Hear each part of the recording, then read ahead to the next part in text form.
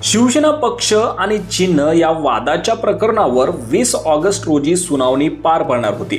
परंतु 1 ऑगस्टला सर्वोच्च न्यायालयाने या प्रकरणाची सुनावणी लांबणीवर टाकत शिवसेना उद्धव बाळासाहेब ठाकरे पक्षाला मोठा धक्का दिला।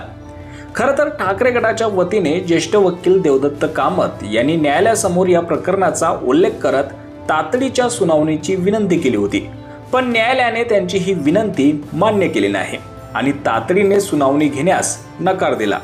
त्यानंतर सुनावणी लांबणीवर पडली। मात्र आता 8 ऑक्टोबरला म्हणजेच उद्या शिवसेना नाव आणि चिन्हावर सुनावणी होण्याची शक्यता आहे। कारण की निकाल देताना कोणत्या कारणांसह तो निकाल देणार आहे, कोणत्या रिझनिंगवर तो निकाल देणार आहे हे सुद्धा समाजातल्या लोकांना कळलं पाहिजे। आणि कोणत्याही प्रकारचा निर्णय आला तरी सुद्धा भारतीय संविधानाला धरून तो असला तर तो उद्धव ठाकरेंतर्फेच निकाल लागेल अशी शक्यता जास्त आहे। याच पार्श्वभूमीवर वकील असीम सरोदे यांनी पंतप्रधान नरेंद्र मोदी आणि उपमुख्यमंत्री एकनाथ शिंदे यांना डिवचण्याचा प्रयत्न केलाय।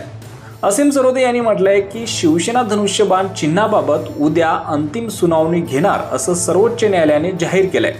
त्यामुळे दिनांक 8 ऑक्टोबरला जस्टिस सूर्यकांत नक्की सुनावणी घेतील अशी अपेक्षा आहे। इकडे पंतप्रधान नरेंद्र मोदी बांधून तयार नसलेल्या विमानतळाचे नवी मुंबईत दिखाऊ उद्घाटन करणार आणि त्याच वेळी संविधान सोबत अनैतिकता करून सत्तेच्या हवेत असलेल्या एकनाथ शिंदे यांचे विमान सर्वोच्च न्यायालयात जामिनीवर पाळणार का हे लवकरच कळेल असा टोला असीम सरोदे यांनी लगावला आहे।